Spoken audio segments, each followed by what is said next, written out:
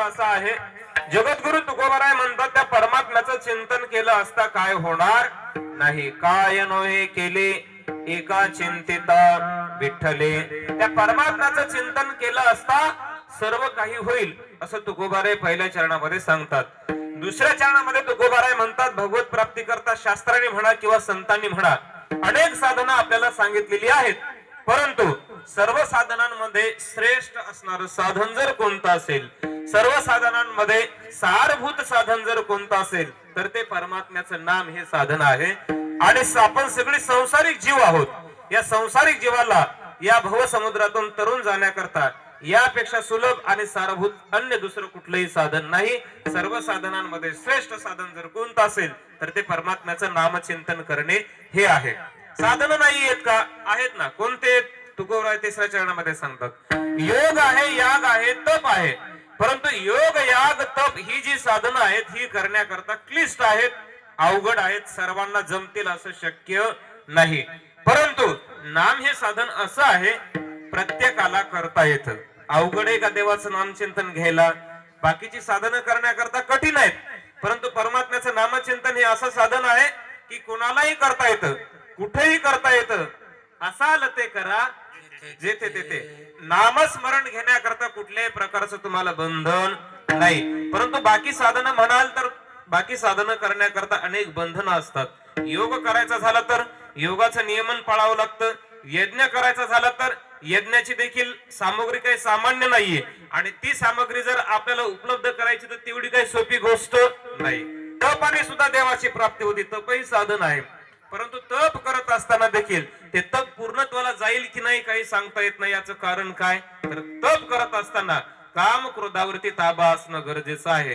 काम क्रोधाचा जर ताबा सुटला तर तप देखील पूर्णत्वाला जात नाही. आणि म्हणून तुम्ही तप करण्याची आवश्यकता नाही, यज्ञ करण्याची आवश्यकता नाही, योग करण्याची देखील आवश्यकता नाही. कधी? जर परमात्म्याचं नामचिंतन केलं तर. योग केल्याचं पुण्य, तप केल्याचं पुण्य, यज्ञ केल्याचं पुण्य तुम्हाला कशाने मिळणार? नामचिंतनाने मिळणार. एवढं सुलभ आहे, सोपं आहे. आणि किती अक्षरी जपायला सांगितलंय? तर तुका म्हणे जपा आणि मंत्र त्रिअक्षरी सोपा. सोपा मंत्र त्रिअक्षरी. कोणता आहे सोपा मंत्र त्रिअक्षरी? 3 अक्षरी देवाचं नाव कोणतं आहे? विठ्ठल. 3 अक्षरी विठ्ठल. 3 अक्षरी आहे की नाही? आणि असं सोपं नाव तुम्ही विठ्ठलाचं जपा. आता मंत्र अनेक प्रकारचे, अनेक अक्षराचे आहेत. काही मंत्र 10 अक्षराचे आहेत. ओम नमो भगवते वासुदेवाय, ओम नमो भगवते वासुदेवाय. किती अक्षरी आहे? 10 अक्षरी आहे. नमः शिवाय, ओम नमः शिवाय, हर हर भोले नमः शिवाय, राम कृष्ण हरी. असे विविध प्रकारची अनेक अक्षर, अनेक प्रकाराची आहेत. परंतु बाकीचे नाम करण्यापेक्षा सोपं असणारं विठ्ठलाचं नाम तुम्ही जपा. तुम्हाला तेच पुण्य मिळाल्याशिवाय राहणार नाही. तुका म्हणे जपा मंत्र त्रिअक्षरी सोपा. अभंगाचा सरळ अर्थ तुमच्या पुढे मांडण्याचा प्रयत्न केला. आपल्या संकल्पित वेळेमध्ये सेवा करण्याचा प्रयत्न करू. अगदी जास्त नाही. महाराजांनी मला अगोदरच सांगितले महाराज आपला कार्यक्रम वेळेत आहे, जास्त नाही. अगदी 12-1 वाजेपर्यंत आपल्याला पूर्ण करायचं. तुम्ही हसले. तुम्ही म्हणसाल समाधान महाराज अहो कुठून आणले ते महाराज? आमचे 12 वाजायला लागले. 12 नाही. आपल्या वेळेमध्ये दररोजच्या थंडीचे दिवस आहेत, सगळ्यांना बाहेर गावून आलेली मंडळी आहे. आपल्या संकल्पित वेळेचा कार्यक्रम करण्याचा आपण प्रयत्न करू. विठ्ठल विठ्ठल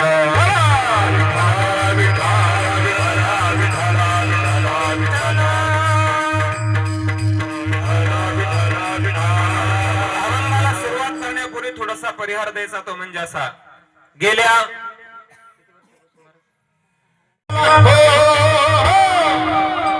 असं म्हटल्याबरोबर याला वाटलं अरे बापरे आता तर याला काय करावं लागते? दान द्यावं लागते. मग म्हटलं आता याला काहीतरी आपण चाट दिली पाहिजे, इथून आपण सुटलो पाहिजे, काहीतरी चाट देवावी. म्हणून तो म्हटला वासुदेवा अरे तुला मला देण्याची खूप इच्छा आहे बाबा. म्हटले मग काय झालं बघ, इथे या चंद्रभागेमध्ये चोरांची फार भीती असते, म्हणून मी माझी पैशाची जी बंडी होती, पॉकेट होतं, ते काय आणलं नाही. म्हणले ते कुठे? म्हणले तिकडे मठामध्ये झेंडे गल्लीत. वासुदेव म्हणला बर बर बर, तू जर हा म्हणला वासुदेव तू जर माझ्या गल्लीत आला ना माझ्या रूम वरती तर नक्की तुला मी किती 101 रुपया दान दिल्याशिवाय राहणार नाही. वासुदेव म्हणला काय हरकत नाही, येतो मी तुझ्या त्या झेंडे गल्लीत येतो. म्हणला मठात येतो तिकडं. याला वाटलं कशाचा येतोय, याला काय माहित आहे रस्ता आणते या वासुदेवाला, पंढरी काय लहान आहे का? आणि हा त्याच्या मठामध्ये गेला, रूम वरती गेला, कपडे वगैरे याने घातले. तेवढ्यात वासुदेव या झेंडे गल्लीतल्या मठामध्ये येऊन थांबला आणि याने सुरू केलं आळंदीच्या ज्ञानोबाला, देहूगावच्या तुकोबाला, सासवडगावच्या सोपान देवाला, कानपावलं रे कानपावलं, वासुदेवाला रे वासुदेवाला, हो हो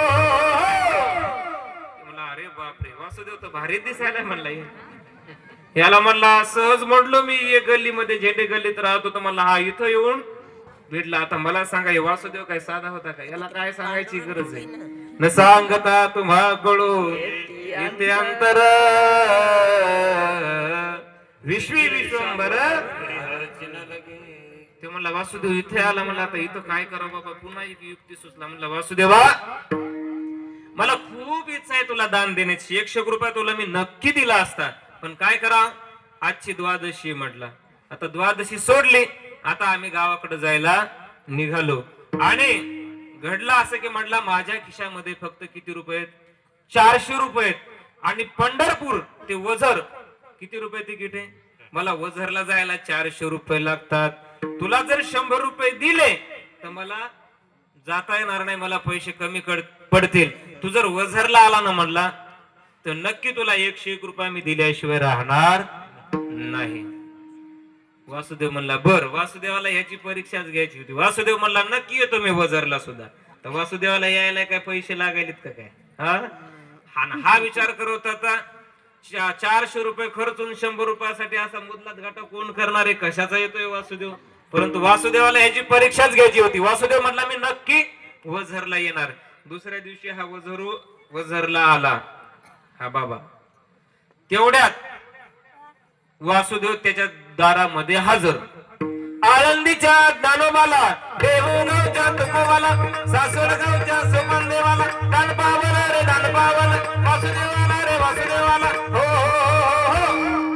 ते म्हणला अरे बापरे, एकदा वाळवंटातून कटविला म्हणला, एकदा झेंडे गलीतून कटवला म्हणला. आता मला वाटलं हे घरी येणार नाही, वझरला कहाचा येतोय 400 रुपये खर्चून. इथेही भिडला. पत्नी म्हणली काय झालं नेमकं? काय नाही म्हणला हा वासुदेव माझा पंढरपूर पासून पाठलाग करायला म्हणला. याला अनेक वेळा हुकवणी देण्याचा प्रयत्न केला पण हा काय मला सोडत नाही. मग म्हणली पत्नी चिकटच होती. मग म्हणली काय करायचं? काय नाही म्हटला मी मेल्याचं सोंग करतो, तू रडल्याचं सोंग कर. मग वासुदेव निघून जाईल. बघा कुठपर्यंत येतात लोक. आणि मग त्या बाईनं मोठ्याने आवाज काढला महाराज आता पंढरपूरून आले बाय, कसे काय गेले बाय, अशी मोठमोठ्याने रडायला लागली. सगळी गल्ली जमा झाली. महाराज वासुदेव तिथे गेला. म्हणला काय झालं मावशी? काय नाही म्हणली वासुदेवा नेमकेच पंढरपूरून मालक आले आणि आताच गेले. वासुदेव म्हणला अरे रे वाईट झालं फार. जाऊ द्या म्हणला मी बी पंढरपूरनं चालू होतो पण आता ह्याची माती करूनच जातो म्हणला. मग सगळी अंत्ययात्रेची तयारी केली. अंत्यविधी काढला. स्मशानापर्यंत याला नेलं आणि अग्नी डाग देणार एवढ्यात वासुदेवालाच दया आली. वासुदेव म्हणला काय चंगट आहे म्हणला, हे काय चिकू आहे म्हणला, 101 रुपयासाठी मरायला तयार झालं म्हणला. हे वासुदेवा याला अग्नी डाग अशी काडी पेटवली की वासुदेव म्हणला आता हे मरते बाबा. वासुदेवाला दया आली. वासुदेव त्याच्या कानात म्हणला अरे बाबा माझा 101 रुपया सुटला. हा म्हणला 101 रुपया सुटला की पठ्या उठला. अशान परमार्थ घडेल का हो? नाही. पैशाचा विचार करू नका. जोपर्यंत तुमच्याकडे धन आहे ना तोपर्यंत देत राहा.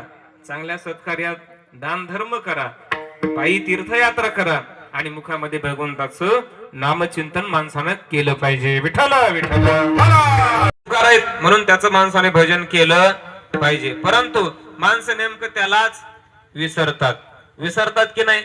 आणि नसते विसरले तर संत महात्म्यांनी वेळोवेळी आम्हाला जागृत करण्याचं काम केलं असतं का? आपण त्या देवाला विसरलो म्हणूनच ते आपल्याला वेळोवेळी सांगतात बाबा देवाचं नामचिंतन करा, भगवंताचं नामस्मरण करा. विठ्ठल विठ्ठल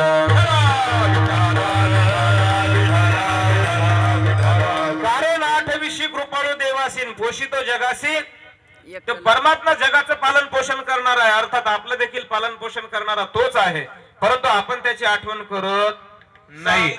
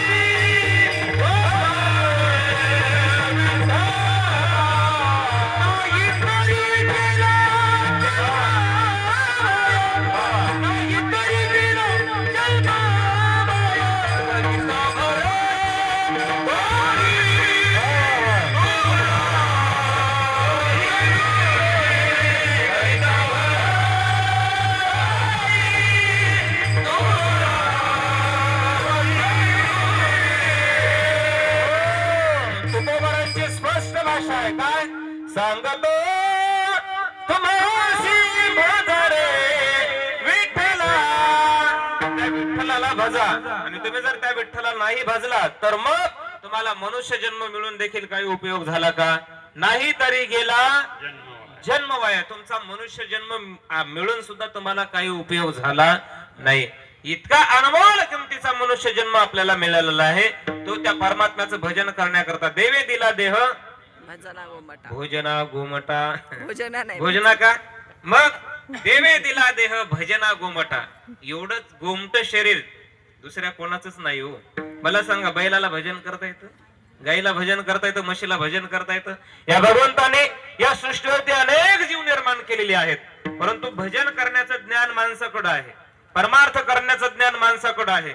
बाकी जीवाला हे ज्ञान आणि हे ज्ञान नाही कोठे. फक्त माणसालाच देवाचं भजन करता येतं, इतर येवणीमध्ये देवाचं भजन होत नाही. विठ्ठल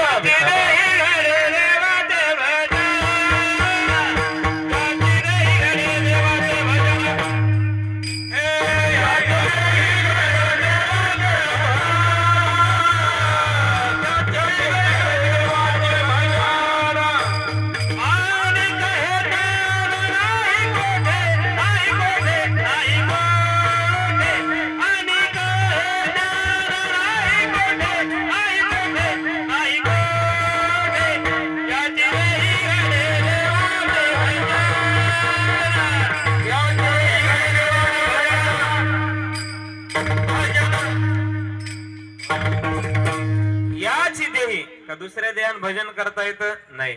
आणि म्हणून या देहाची एवढी महती आहे, संत महात्म्याने देखील या देहाची इच्छा करावी. स्वर्गीचे अमर इच्छितात देवा मृत्यू लोकी भावा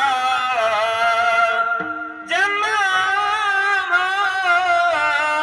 संत महात्म्याने म्हणावं, या देहाची इच्छा करावं. स्वर्गीचे अमर इच्छितात देवा मृत्यू लोकी भावा जन्मामा. मृत्यू लोकात जर जन्म झाला तुमचा तर काय कराल? नारायण नामे होऊ जीवन मुक्त, कीर्तनी अनंत गाऊ गीती. एवढा अमर असणारा माणसाचा जन्म मिळालेला आहे आपल्याला. विठ्ठल विठ्ठल